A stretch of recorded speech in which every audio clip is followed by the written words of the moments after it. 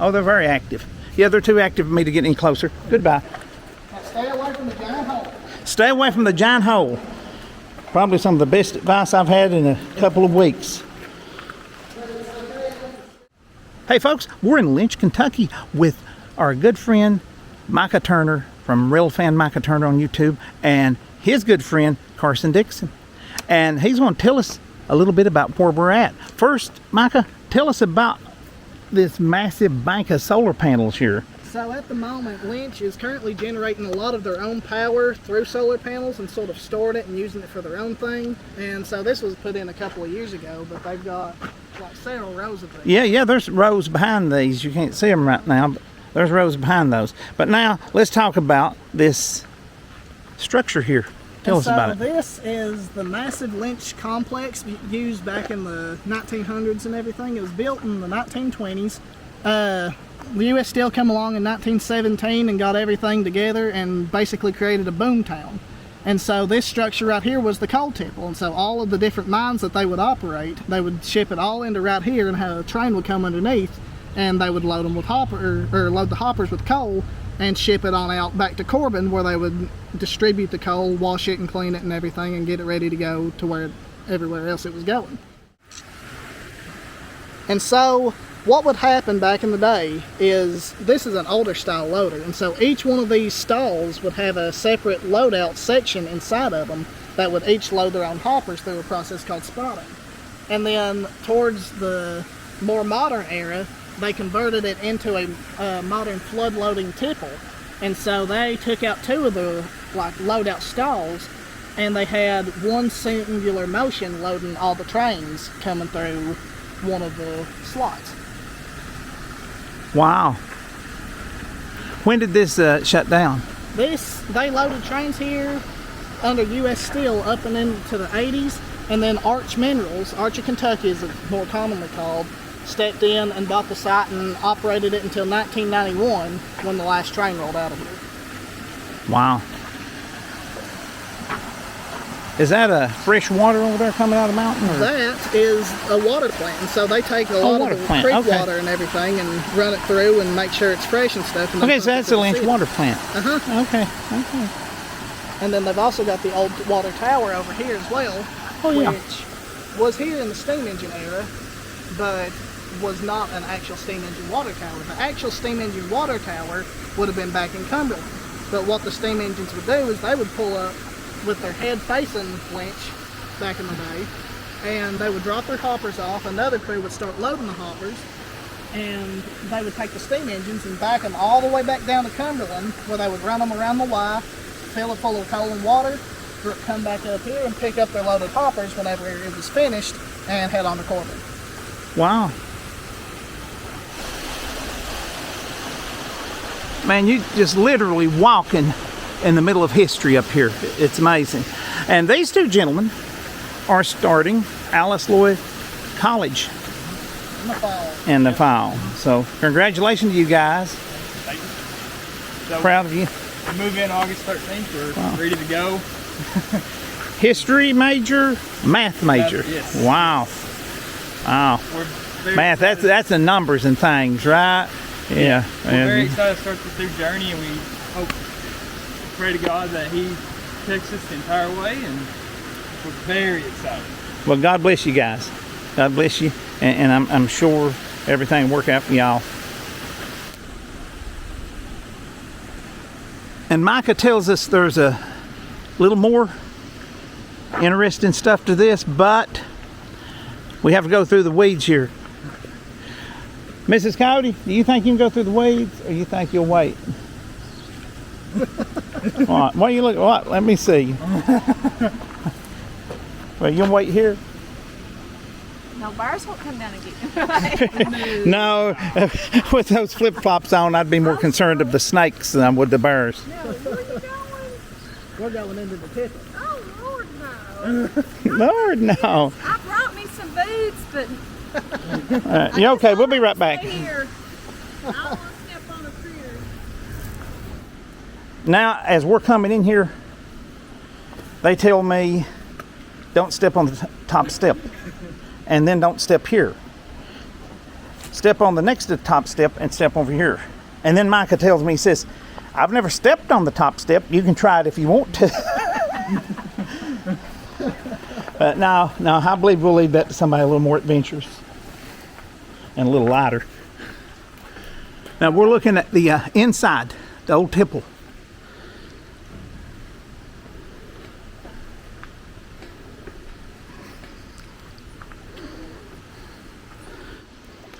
Well, we made it up here, and we're going to look in here. Now stay away from the giant hole. Stay away from the giant hole. Probably some of the best advice I've had in a couple of weeks. Look around at the inner structure.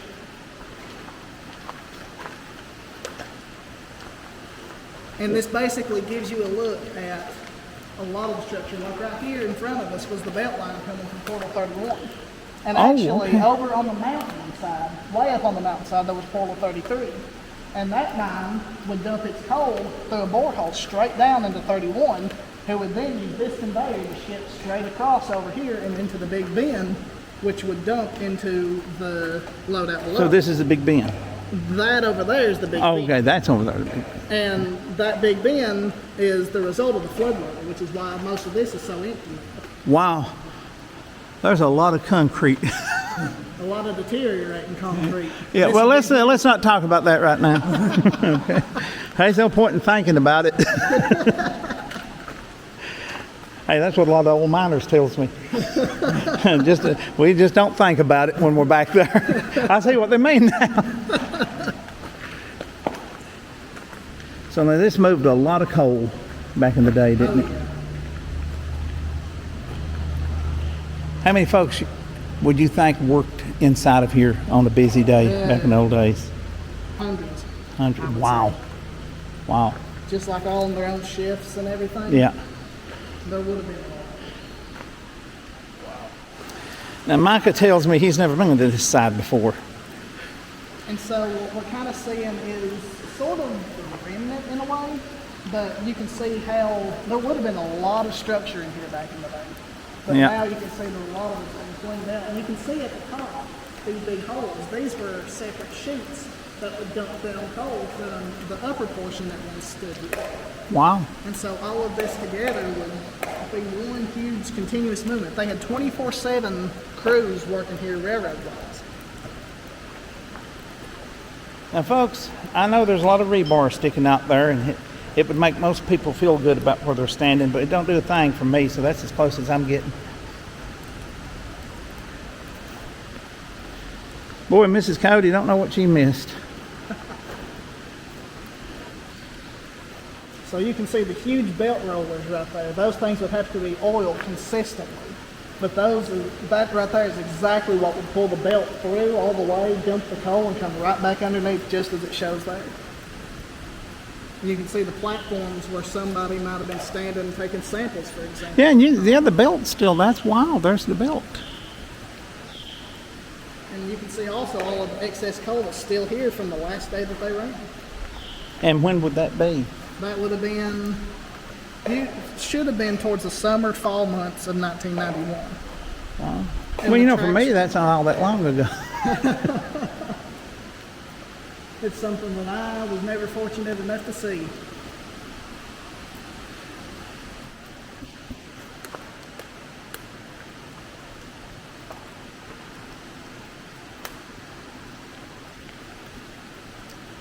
You know, in the silence, you can almost hear the echo of all the activity that took place here. Yeah. Yeah. It's a real piece of history, that's for sure. And now we're under the Tipple. We're Right. underneath the coal tipple, so this is where the hoppers would have been lined down as they would be loaded back into there. You can see plenty of coal like spilled off to where things would happen, and that right there would have been your loadout booth. And so there would have been a guy sitting in there, and this is something you'll see in modern loadouts too, but that'll be that you would have a guy sitting in there doing all of the paperwork and stuff like that inside of that booth right there. And so you can also see the doors too that would have opened, and it's really cool to look at the mechanism, because these big pistons would open and close the door. But you can also see the like rock formations and stalactites and stuff like Yeah. that deteriorating off. Yeah, the minerals out of the concrete is just bleeding out and turning into the cave. And now this. Oh, there's a bunch over there. This is one of my favorite parts of being down here is, and something you don't see a lot, is the old brake slip. And so what happened is after the steam started to fade out, one of the coal tenders off of a Pierre Marquette steam locomotive, they needed extra braking power. I always heard this slope between here and Cumberland referred to as steeper than a cow's face. And so they needed extra braking power to hold all that heavy coal loads and stuff back while loading downhill. And so what they did is they took that steam engine tender and they cut the top off of it and they filled it full of concrete, sealed it over, and brought it up here. And they used it behind the different locomotives. And you'll see that in some of the photos and everything. But once everything shut down, they didn't really have a use for this anywhere else, and so they just left it here. Just left it. And it would have been shoved underneath here probably around 2011, as it used to sit on down that way a little piece. We'll let them look where we can't see. For sure. And just like, even on the other side, it's covered in weeds now, but it still has U.S. Steel, Lynch, Kentucky wrote on it. Wow. This is very cool.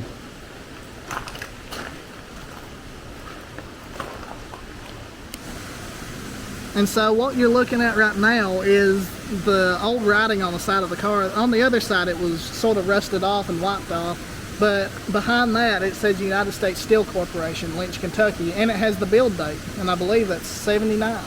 Wow. Or it might be 70. Now guys, that's where we just came out of.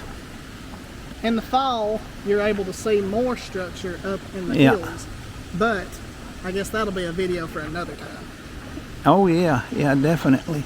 There's a lot of stuff to see up here. This right here would have been the coal silo. And so all of the coal coming out of Portal 33 and Portal 31 would have dumped into this silo and been stored there until they were ready to load the train. And then they would belt it right through the belt and then up into the loadout and load as they went.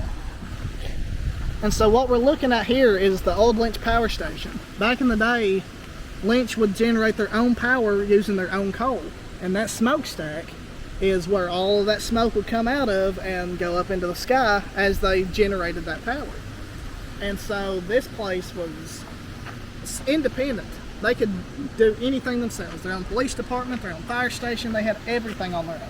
It was a true city unto itself. Exactly. The population of Lynch, Benham, and Cumberland in the Tri-City area was greater than modern day Chicago. And so what we're looking at here is an Alco S2. This thing was built in 1949 for the Chesapeake and Ohio Railroad. What ended up happening is they sold it to the Baltimore and Ohio Railroad, who then put it on the offhand market where U.S. Steel acquired it and brought it down here. And so what would have happened is, and its sister engine number 101, this one's 102, 101 looked exactly like this, and they worked this site day in and day out. Then one day the Tipple coal chute was left down from where we just came from, and they run 101 right underneath it and ripped the cab clean off. Wow. And so after that, they come in and they built a custom built square cab and used it up until they transferred the locomotives out. And this thing run up until 91 when they shut down. Wow.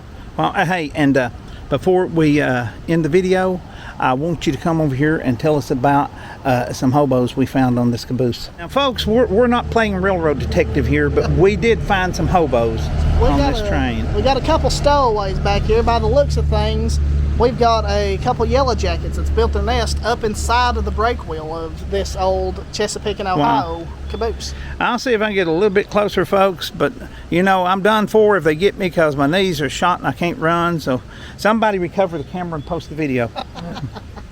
Oh, they're active. It's right under that brake wheel there, that yellow brake wheel. And yeah, they're active. Oh, they're very active. Yeah, they're too active for me to get any closer. Goodbye. Hey guys, from historic Lynch, Kentucky, thank you for the assistance, Micah, in this video and collaborating with me. Thank both of you guys and thank my beautiful wife. Oh, there you are. I was zoomed in. I didn't have you in the shot, baby. What do we say at the end of these videos? Bye. Bye. God bless you, folks.